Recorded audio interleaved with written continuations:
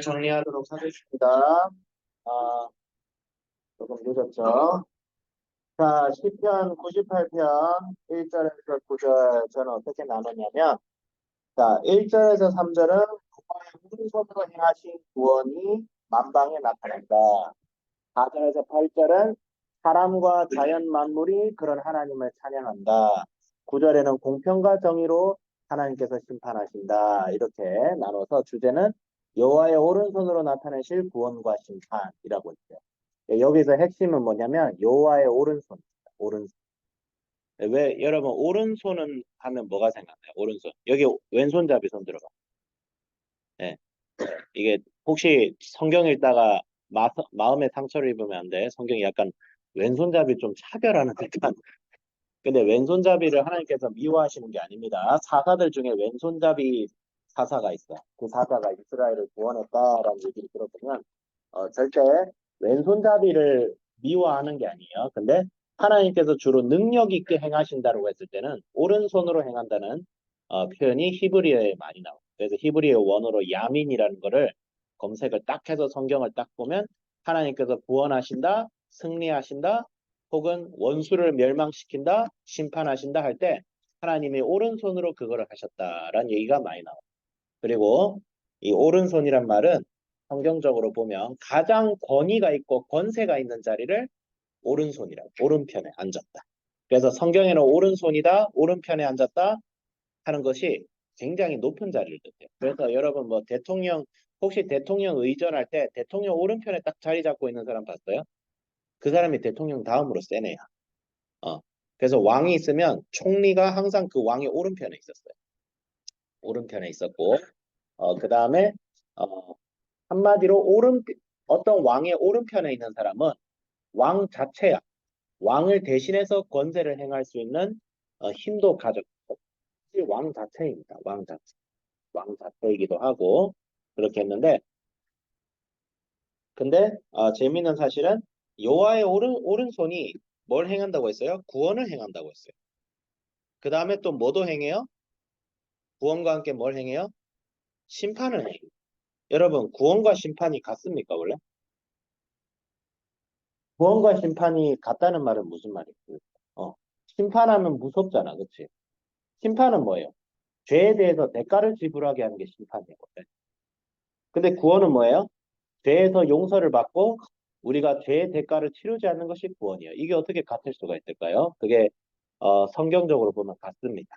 성경적으로 보면 같은 얘기예요. 왜냐하면 우리가 죄값을 치르고 예수 그리스도를 통하여 구원을 받은 이후에 우리에게 남은 싸움이 있어요.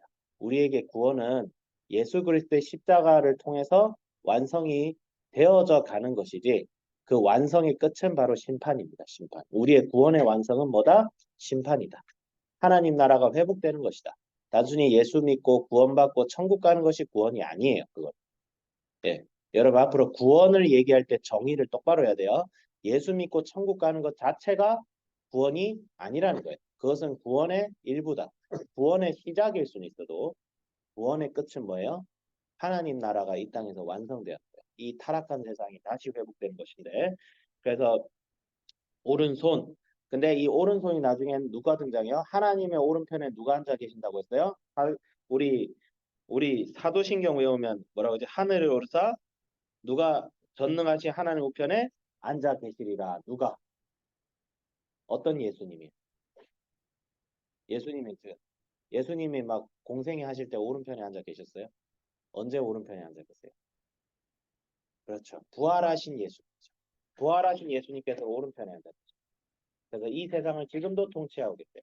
그래서 이 오른손이란 말은 오늘 시편에서 나오는 거 예수 그리스도. 특히 부활하신 예수 그리스도께서 오른편에 앉아 계세요. 그래서 누가복음 22장 69절에 보면 예수님께서 자기를 정죄하는 바리새인들, 그러니까 잡혀오시는 날 밤에 바리새인들이 네가 우리가 그렇게 고대하던 메시아냐 이렇게 얘기하니까 뭐라고 해요? 예수님이 인자가 하나님의 권능의 오른편에 앉아 있으리라 이렇게 얘기했어요. 그러니까 바리새인이 그거 보고 쇼를 하죠. 이 자식이 신성모독해서 증거 필요 없어 잡아 죽여 이렇게.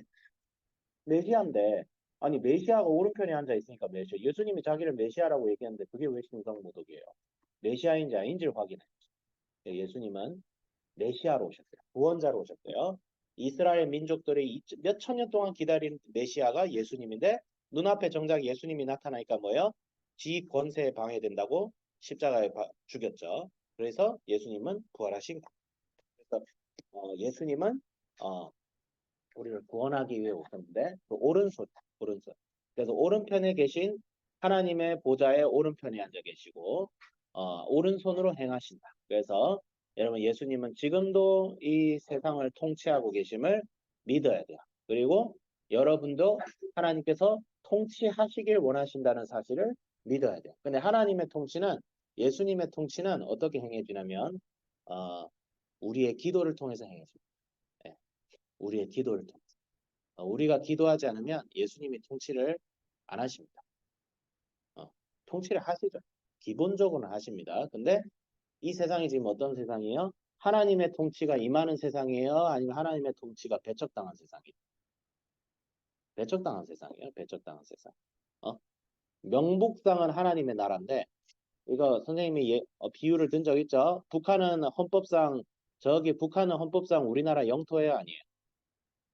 헌법상 우리나라 영토예요. 대한민국의 영토는 한반도 전체에 귀속돼 있다고 해서. 근데 북한이 우리나라의 절반을 지배하고 있어. 실질적으로. 그래서 대한민국은 뭐라고 하냐면 불법 무장 단체가 50년 동안 한반도 북쪽을 지배하고 있다. 이렇게 정의하고 있어. 근데 이 세상이 마치 이와 같대요. 하나님 나라인데 하나님이 다스리고 통치하시는 이 세상인데 불법 무장 단체가 이 지구와 이 온 세상을 지금 지배하고 있어요. 뭐 때문에? 우리의 죄 때문에. 이게 누구야? 사탄이에요. 사탄이 인간의 죄를 타고 들어와서 이 세상을 불법 점거하고 있어. 하나님이 그걸 잠시 허용해 줬어요. 왜? 인간도 같이 반역을 해봤거든. 인간은 뭐예요? 이 피조 세계의 대표입니다. 피조 세계의 대표가 하나님을 대리해서 이 땅을 통치해야 되는데 반란을 일으켜버렸어요. 어, 예수님을 떠나고 예수님을 믿지 않는 것 자체가 반란. 그래서 이 세상이 망하게 생겼는데 예수님이 오셔서 회복시킬 거야. 누구를? 예수 그리스도를 믿고 구원을 받게 하여서 죄로 인해 멸망할 수밖에 없던 인간들을 하나님의 품으로 다시 끌어안길 것이고 그 다음에 더 나아가서 이 세상 자체를 하나님께서 새롭게 하실 때에 어떻게 오세요? 구름 타고 오신다. 예수님께서 계시록에 어떻게 나오죠? 계시록에 어린 양이 보좌에 앉으신 의 오른손에 두루마리를 되었다라는 여기 요한계시록이에요. 요한계시록. 어린 양이 이제 심판하러 오세요. 어린 양의 모습으로. 요한계시록은 단순히 무서운 심판의 책이 아니에요. 구원의 책이에요. 요한계시록. 이제 구원이 완성되어진다. 예수 그리스도의 이름을 위하여 피 흘리고 고통을 받으면 오늘도 북한에서 저 김정은 치하에서 죽어가는 사람들 구원받을 것이다. 너희들의 피와 땀이 보상을 받을 것이다. 그게 요한계시록 이야기. 그래서 오늘 말씀을 정리하겠습니다. 예수님께서 통치하시는 이 세상, 예수님께서 통치함이 우리 모든 삶의 구석구석에 퍼져요. 그래서 우리의 구원은 뭐다? 단순히 예수 그리스도를 믿고 구원받는 것 그 이상, 여러분의 삶이, 우리의 삶이 이제 예수님의 통치하심으로 회복이 돼요. 예수님이 하는 방식대로 회복이 되죠. 그러기 위해서 우리가 말씀과 기도 생활 열심히 해야 돼요. 기도를 특히 열심히 해야 돼요. 그다음에 우리의 삶의 구석구석이 예수님과 상관없는 것이 하나도 없다. 내가 공부를 하더라도 주를 위하여 하고 공부를 하는 방식도 주님께서 기뻐하는 방식으로 해야 돼. 수단을 가리지 않고 목적이 좋으면 수단을 가리지만 이거 굉장히 위험한 생각이에요.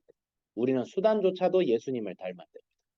그래서 내가 무엇을 하든지 내가 무엇을 먹든지 무엇을 마시든지 주님을 위하여 하라. 사도 바울이 얘기했죠.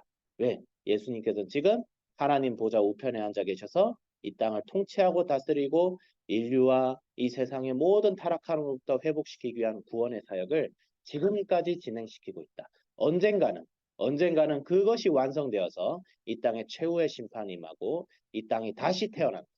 여러분, 우리는 죽어서 하늘로 가는 게 아닙니다. 우리는 죽어서 이 땅에 다시 부활합니다. 예수님이 오히려 이 땅에 내려오셔서 우리와 함께 새로운 삶을 살기를 원하시고 있습니다. 그것을 우리는 기대하고 고대하면서 오늘을 예수 그리스도 붙잡고 살아가야 될 줄을 믿습니다. 그렇게 적용하면 될 거예요. 자, 기도하겠습니다. 하나님 아버지 주여 감사드립니다. 예수님께서 언젠가 이 땅에 구름 타고 오실 줄 믿습니다.